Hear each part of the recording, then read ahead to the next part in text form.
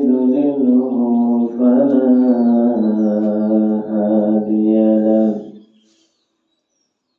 ونشهد أن لا إله إلا الله وحده لا شريك له ونشهد أن سيدنا وسندنا وحبيبنا وطبيب مولانا محمد صلى الله عليه وعلى آله وأصحابه وبارك وسلم. أعوذ بالله من الشيطان الرجيم. بسم الله الرحمن الرحيم. يا أيها الذين آمنوا كتب عليكم الصيام كما كتب على الذين من قبلكم لعلكم تتقون.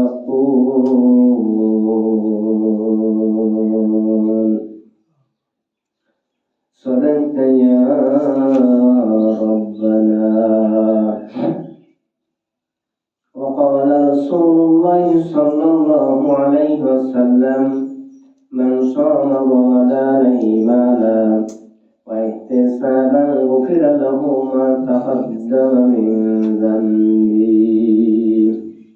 رواه البخاري. وقال شارح رسول الله صلى الله عليه وسلم: إن الله وملائكته يصلون على النبي يا أيها الذين آمنوا صلوا عليه وسلموا تسليما.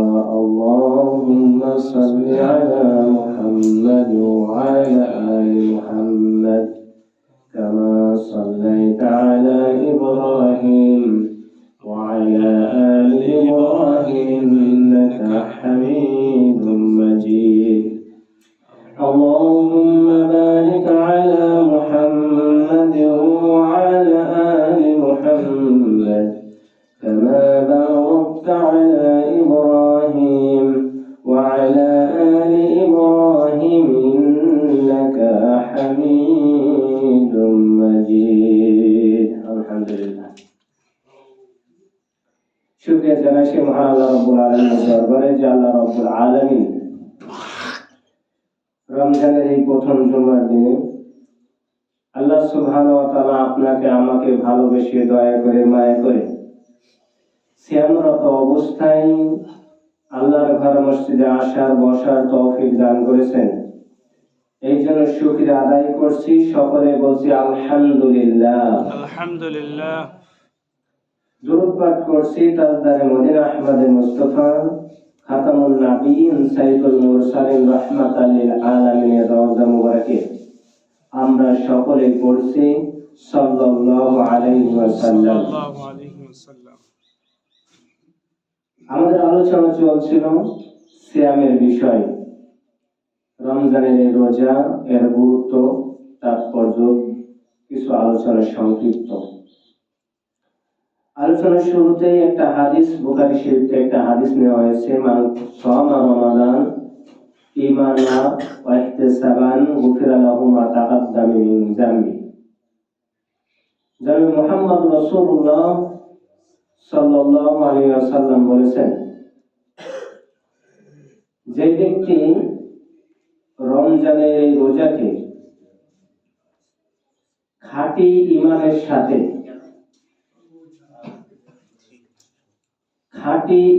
সাথে ইহতিসাবান গুফিরা লাহু, এবং সে আল্লাহর নিকট সওয়াব পাওয়ার আশায়।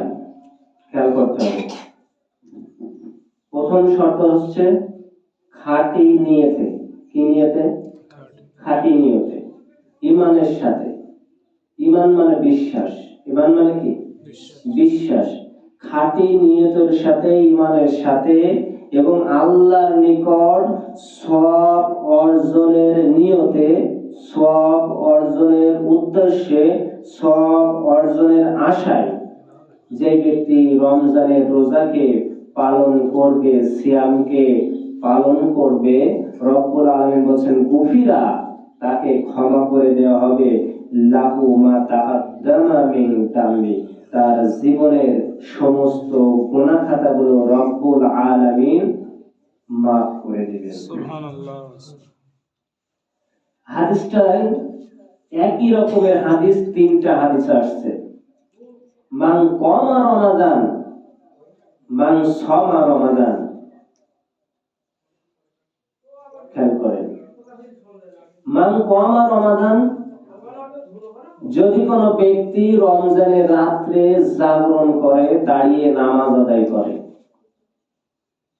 যদি কোনো ব্যক্তি রমজানের রাত্রে দাঁড়িয়ে নামাজ আদায় করে, ঈমান আর ঈমানের খাঁটি নিয়তে, খাঁটি উদ্দেশ্যে, ঈমানের সাথে, বিশ্বাসের সাথে, ইহতিসাবান এবং সওয়াবের আশায়।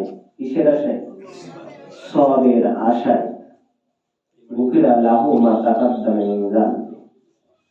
তাহলে আল্লাহ রাব্বুল আলামিন তার জীবনের সমস্ত পূর্বের গুনাহ আজকের দিন পর্যন্ত, যে এই হাদিসটা শুনলো, এই শোনার আগ পর্যন্ত সময় যতটুকু নিঃশ্বাস ছাড়ছে আর আসছে, রুহু যদি থেকে থাকে, এই অবস্থা পর্যন্ত যদি বিশ্বাসের সাথে রমজানের রাত্রে দাঁড়িয়ে সালাত আদায় করে, রব্বুল আলামিন তার জীবনের সমস্ত গুনাহ খাতাগুলো মাফ করে দিবেন। সুবহানাল্লাহ। অন্য একটা হাদিস আছে, জনাবে মুহাম্মদ রাসূলুল্লাহ সাল্লাল্লাহু আলাইহি ওয়াসাল্লাম বলেন, এক রমজান থেকে অপর রমজান পর্যন্ত যদি ঈমানের সাথে, বিশ্বাসের সাথে, ইয়াকিনের সাথে, ইখলাসের সাথে, সওয়াবের আশায় কোন ব্যক্তি যদি এইভাবে রোজা রাখে, এই বছরের রোজা আর আগামী বছরের রোজা, এক রমজান থেকে আগের এক রমজান পর্যন্ত, এর ভিতরে যত গুনাহ হয়েছে রব্বুল আলামিন মাফ করে দিবেন। বলেন সুবহানাল্লাহ। সম্মানিত উপস্থিতি, কোন ব্যক্তি যদি এক জুম্মায় বিশ্বাসের সাথে, আস্থার সাথে, ইয়াকিনের সাথে, আল্লাহর উপর সন্তুষ্ট রেখে যদি এক জুম্মা নামাজ আদায় করে, পরবর্তী জুম্মার ভিতরে যদি ফরজ নামাজ সঠিকভাবে সুন্দর করে আদায় করার পরেও যদি কোনো গুনাহ হয়ে যায়, রব্বুল আলামিন এক জুম্মা থেকে অপর জুম্মা পর্যন্ত এর ভিতরে যত গুনাহ হবে মাফ করে দিবেন। কি বুঝলাম আমরা এখানে? শর্ত কিন্তু একটা, ঈমানের সাথে, ইখলাসের সাথে, সৎ উদ্দেশ্যে, সওয়াবের আশায়, মানুষকে দেখানোর জন্য রোজা রাখলে রোজা হবে না। মুসল্লিরা সকলেই রাখছে, আমার পাড়া প্রতিবেশী সকলেই থাকছে, এই জন্য আমি রোজা রাখছি। না রাখলে আমার মানুষে খারাপ বলবে, না রাখলে আমার বোর কাছে কথা শুনতে হবে, না রাখলে আমার বাবার কাছে কথা শুনতে হবে, না রাখলে সমাজে আমি দাঁড়িয়ে আলোচনা করতে পারবো না, না রাখলে রমজানের সিয়াম যদি না পালন করি, সমাজের মানুষ আমাকে থুতু নিক্ষেপ করবে। এই উদ্দেশ্য করে কোনো ব্যক্তি যদি রোজা রাখে, তাহলে এই রোজা রাখা না খেয়ে থাকার সমান ছাড়া আর কিছুই নয়। একটা মানুষ, হিন্দুরাও রোজা রাখে, ওরা ফল খায়। ওরা কি খায়? ফল খায়, কিন্তু ভাত খাওয়া যায় না। তা ধরে নিলাম যদি রোজা রাখে, তারপরেও কিছুই খেলো না, তাহলে আপনার রোজা সন্তুষ্ট লাগবে আল্লাহর, আর হিন্দুদের সন্তুষ্ট লাগছে কিন্তু তাদের নিজেদের, অন্য খোদা। আল্লাহ কিন্তু শর্ত দিয়ে দিয়েছে, উদ্দেশ্য থাকবে একটাই, ঈমানের সাথে থাকা লাগবে। কিসের সাথে? ঈমান। এখন রোজা রাখলেন, মুমিন যখন গুনাহ করে, মুমিন যখন কোনো গুনাহ করবে তার অন্তর থেকে ঈমান উঠে যাবে। মুমিনের আয়না, মুমিনের অন্তরটা হলো ঈমানের মতন, একটা আয়নার মতন মুমিনের ঈমানটা।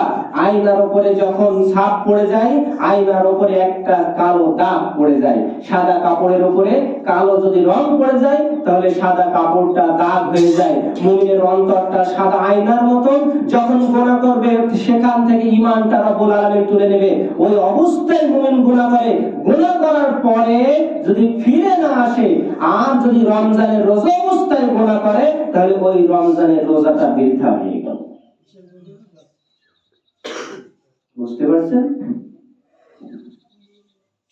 আপনি রোজা রেখেছেন সারাদিন না খেয়ে, ভোরবেলা দুটো খেয়েছেন, কোন রকম অভাবের সংসার, দুটো ইনকাম করলেও তো করতে পারেন, আল্লাহকে সন্তুষ্ট রাখার জন্য করলেন না। সমাজে রাখছে তাই রাখলাম, রমজান মাস এসেছে তাই সিয়াম পালন করছি, সন্তুষ্ট চিত্রে না, শুধু রাখতে হয় তাই রেখেছি, তাহলে মনে করতে হবে এই রমজানের রোজা আল্লাহ পর্যন্ত পৌঁছাবে না। যখন সেহরি খাচ্ছেন আল্লাহর উপরে তাওয়াক্কুল করেন, যখন সেহরি খাওয়া হয়, চুপ করেন, যখন সেহরি খাওয়া হয় আল্লাহর উপর থেকে তখন থেকে তাওয়াক্কুল নিয়ত করা শুরু করতে হয়। ওখান থেকে নিয়ে যতক্ষণ পর্যন্ত ইফতারি না করা হয় ততক্ষণ পর্যন্ত সমস্ত গুনাহ থেকে বিরত রেখে রোজাকে হেফাজত করলেই আপনি সফলকাম হয়ে যাবেন। কিভাবে সফলকাম হবেন? কিভাবে হবেন? আল্লাহ নবী সাল্লাল্লাহু আলাইহি ওয়াসাল্লাম বলেছেন, কোন ব্যক্তি রমজানের রোজা রাখলো, তার সন্তানের সাথে মিথ্যা কথা বললো, তার বাবার সাথে মিথ্যা কথা বললো, তার মায়ের সাথে মিথ্যা কথা বললো, তার পরিবারের সাথে মিথ্যা কথা বললো, তার সমাজের সাথে মিথ্যা কথা বললো, তার রাষ্ট্রের সাথে যদি মিথ্যা কথা বলে, ওই ব্যক্তি রোজা রাখা আর না রাখা সমান হয়ে যাবে। ছোট্ট একটা কথা আল্লাহ নবী কিন্তু বলেছেন যে ছোট সন্তানকেও যদি তুমি ঘুমানোর সময় জুজুর ভয় দেখাও, খবরদার জুজু আসতেছে, এটাও কিন্তু একটা মিথ্যা কথা। এই একটা মিথ্যা কথা কেউ যদি বলে তাহলে কমপক্ষে ৭,০০০ বছর তাকে জাহান্নামে থাকতে হবে। আপনার রোজা কবুল হবে কিনা হবে এবার বুঝে নেন। কারণ যদি ঈমান থাকতো, ঈমান যদি আপনার অন্তরে থাকতো তাহলে অবশ্যই আপনি মিথ্যা কথা বলতে পারতেন না। ঈমান নেই এই জন্য মিথ্যা কথা বলতে পারছি, ঈমান নেই এই জন্য হারাম খেতে পাচ্ছি, ঈমান নেই এই জন্য মানুষের সামনে দাঁড়িয়ে ধোঁকা দিতে পারছি, ঈমান নেই এই জন্য সমাজে আমার ইচ্ছা মতন জুলুম করতে পারছি। সম্মানিত উপস্থিতি, এই জন্য রমজানের রোজা রাখা অবস্থায়, রমজানের সিয়াম পালন করা অবস্থায় আল্লাহকে সন্তুষ্ট রাখতে গেলে কেউ যদি আপনার উপরে কোন রকম চোখ রাঙায়, আপনি চোখটা নিচু করে চলে আসেন যে আমি হলাম রোজাদার। কারণ সেই ব্যক্তিও যদি রোজা রাখতো, সে যদি আল্লাহকে সন্তুষ্ট অর্জনের জন্য রোজা রাখতো, সিয়াম পালন করতো, তাহলে অবশ্যই অবশ্যই সেও কিন্তু আপনার চোখের উপরে চোখ রাঙাতো না, কারণ সে বলতো আমি রোজাদার। এই রোজাকে হেফাজত না করতে পারলে কিয়ামতের ময়দানে একজন ব্যক্তি দাঁড়িয়ে যাবে, রব্বুল আলামিন আমাকে তো জাহান্নামে যাওয়ার কোনো পারমিশন হয় নাই, আমি তো দুনিয়াতে আল্লাহর রহমতে রমজানের সিয়ামকে পালন করেছি, সুন্দরভাবে পালন করেছি। রব্বুল আলামিন তখন বলবে, এই রমজানের রোজা যতগুলো পালন করেছো ততগুলো তোমার মানুষের, সমাজের মানুষের দেখানোর জন্য, সমাজে না রাখলে নয়, সমাজে না রাখলে নয় এই জন্য তুমি রেখেছো।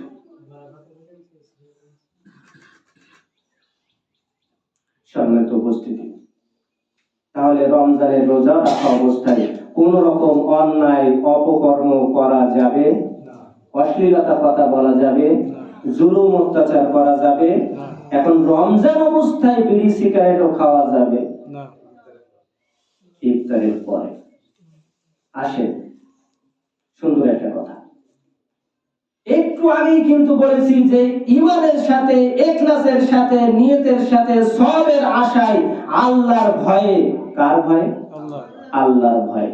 যদি আপনি রমজানের রোজাকে হেফাজত করেন তাহলে অবশ্যই আল্লাহ রাব্বুল আলামিন 1 বছরের পুরো গুনাহকে এবং বলা হয়েছে তোমার স্বাভাবিক থেকে নিয়ে এই পর্যন্ত, যেই পর্যন্ত নিঃশ্বাস এখনো আসছে আর যাচ্ছে, রুহটা দাঁড়িয়ে আছে, দেহটা দাঁড়িয়ে আছে, ওই পর্যন্ত জীবনের সমস্ত গুনাহ খাতাগুলো রব্বুল আলামিন মাফ করে দিবেন যদি রোজাকে হেফাজত করতে পারো। সারাদিন রোজা রাখলেন, সারাদিন রোজাকে হেফাজত যে ব্যক্তি করতে পারে, সেই ব্যক্তি সন্ধ্যার পরেও সুখ টান থেকে বিরত থাকতে ভয় কার ভয়? আল্লাহ। আপনি নিজেই বুঝে নেন আপনার রোজা কবুল হচ্ছে কিনা। আমার বলার প্রয়োজন হবে না, রব্বুল আলামিন নিজেই জানিয়ে দিয়েছেন। গুনাহ থেকে বিরত থাকার জন্য একটা মাস ট্রেনিং দাও, বেশি দেওয়ার দরকার নাই। একটা মাস যদি আপনি সিগারেট, বিড়ি থেকে, গুল থেকে রেহাই না পেতে পারেন, তাহলে আপনি কেমন মুমিন হলেন? আপনি মুমিন আছেন তখন? না মুমিন আছেন?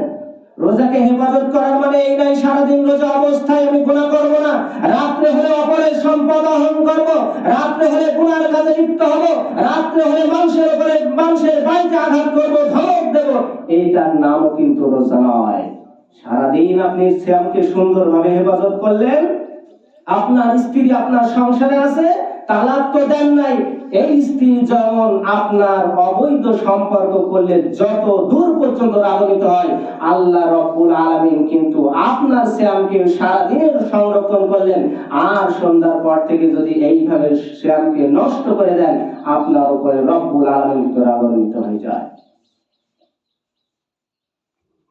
সম্মানিত উপস্থিতি, এই জন্য সিয়ামকে সংরক্ষণ করতে হবে। সিয়ামকে কি করতে হবে?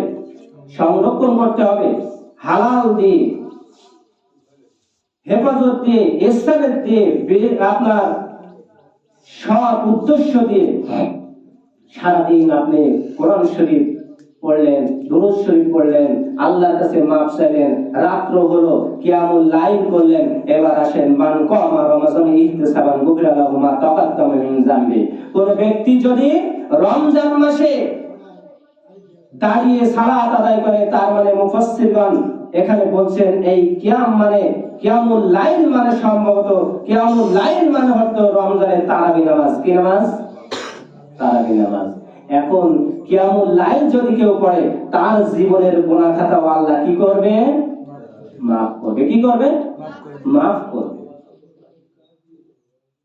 এই নিয়ে আমাদের হয়তো দ্বিধাদ্বন্দ্ব থাকতে পারে, কিন্তু আগে শর্ত প্রথম আসবে আমাদের কিয়ামুল লাইল। এই কিয়ামুল লাইল খেয়াল করেন, পিছনে কথা বলেন না, কথা বলেন না। কিয়ামুল লাইল যদি কেউ আল্লাহকে সন্তুষ্ট অর্জনের লক্ষ্যে, কাকে সন্তুষ্ট? আল্লাহ।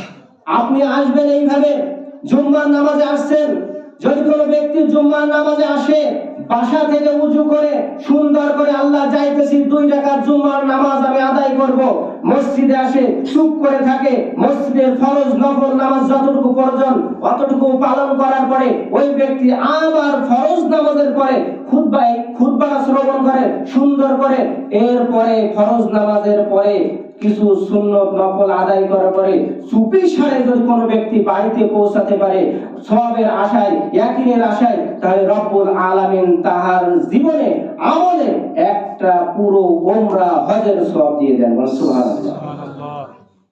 এখান থেকে এখন সৌদি আরবে যেতে আপনার প্রায় 3 লাখ 4 লাখ টাকা খরচ হবে। 1.5 লাখ 2 লাখ টাকার ভিতরে একটা মানুষ সুন্দর করে উমরা করে আসতে পারবে।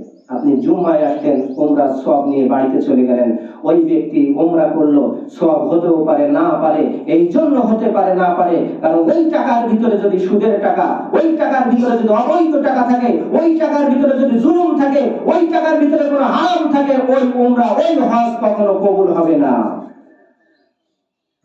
কিন্তু আপনি গরিব মানুষ, আপনি নিয়ত করে রওনা করেছেন বাসা থেকে। কিয়ামুল লাইলের ভিতরে আল্লাহ নবী সাল্লাল্লাহু আলাইহি ওয়াসাল্লাম বলেছেন,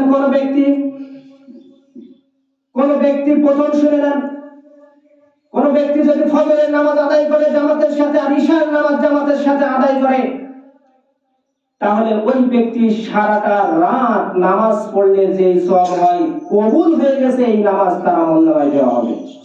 সুবহানাল্লাহ বলেন। সুবহানাল্লাহ। জামাতের সাথে। 2 নম্বর বিষয়, এবার আসেন কিয়ামুল লাইল।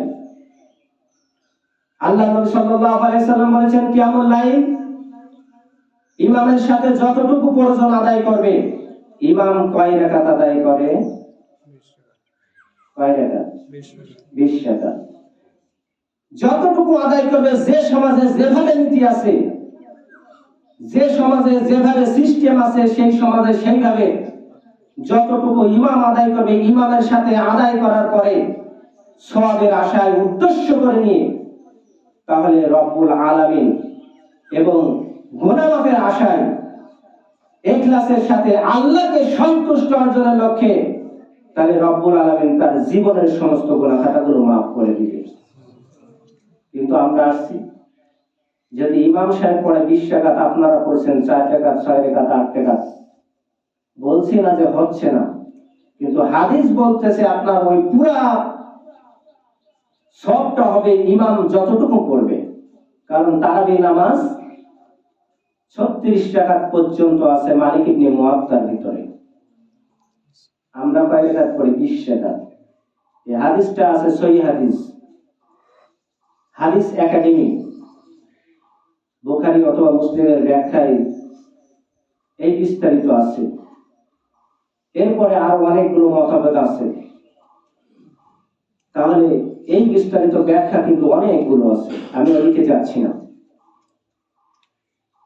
কম বেশি থাকতে পারে, কিন্তু ইমাম সাহেব যতটুকু পড়বে আপনাকেও ততটুকু পড়তে হবে, যদি আপনি সওয়াবের আশায় থাকেন। কারণ হতে পারে এখান থেকে বাসায় আপনি আর ফিরতে পারবেন না, মালাকুল মউত আপনাকে দংশন করে ওখানে শেষ করে দিবে। বলেন তো দেখি, এই রাত্রে যদি, এই রমজান মাসে যদি ওই তারাবি অবস্থায়, সিজদা অবস্থায়, কিয়ামুল লাইল অবস্থায় যদি আপনি মারা যান, আপনার যদি বিশ্বাস থাকে আর ইয়াকিনের সাথে গুনাহ মাফের উদ্দেশ্যে, তাহলে আপনার নাজাতের জরিয়া হয়ে যাবে। বলুন সুবহানাল্লাহ। সুবহানাল্লাহ। সম্মানিত উপস্থিতি, এই জন্য আমাদের জীবন আমাদের মতন চললে হবে না, আমাদের জীবন চলতে হবে আল্লাহর মতন, আমাদের জীবন চলতে হবে রাসূলের আদর্শ, আমাদের জীবন আল্লাহ যেভাবে বলেছেন সেই অনুপাতে চালাতে হবে, তাহলেই আল্লাহ আমাদের নাজাত দিবে। নইলে আমাদের জীবন নিয়ে আমরা যদি চলি, কিন্তু ছাড় পাবো না। মনে করছি আমরা নামাজ পড়ছি, মনে করছি আমরা রোজা রাখছি, মনে করছি আমরা দান করছি, সাদকা করছি। আপনার নামাজ, আপনি যেটা পড়ছেন, এই নামাজ আপনার কাছে কবুল হচ্ছে না, আল্লাহর কাছে কবুল হবে কিভাবে? আপনি নামাজে আসছেন, নামাজের ভিতরে কত চিন্তা আসে, কত চিন্তা ফিকির চলে আসে, এখান থেকে ফিরে আনতে হবে। চেষ্টা করছেন না, মোটেই চেষ্টা করছেন না, আর চেষ্টা করছেন, দুইটা কি সমান হবে? হবে না। আপনি চেষ্টা করছেন ফিরে আনার জন্য। সম্মানিত উপস্থিতি, এই জন্য রমজানকে আমাদেরকে হেফাজত করতে হবে, রমজানের সিয়ামকে হেফাজত করতে হবে। বিড়ি সিগারেট যারা খান তাদেরকে বলছেন একেবারে ছেড়ে দেন। একটা মাস কি পারা যাবে না? রাত্রে হোক দিনে হোক পারা যাবে না? মিথ্যা কথা, একটা মাস কি পারা যাবে না বর্জন করতে? পারা যাবে একটা মাস। কারণ কোন ব্যক্তি যদি একটা মাস বিরত থাকতে পারে, সেই ব্যক্তি বাকি 11 মাসও থাকতে কথা বলেন পারবে ইনশাআল্লাহ। এই জন্য আমরা চেষ্টা করব যে আমাদের সিয়ামকে সুন্দর করে উপহার দেওয়ার জন্য, আল্লাহর কাছে হেফাজত করার জন্য, কিয়ামুল লাইল আদায় করার জন্য। এখানে শেষ হওয়ার পরে তাহাজ্জুদে যখন ওঠেন, তখন 4টার সময় উঠলে 5টা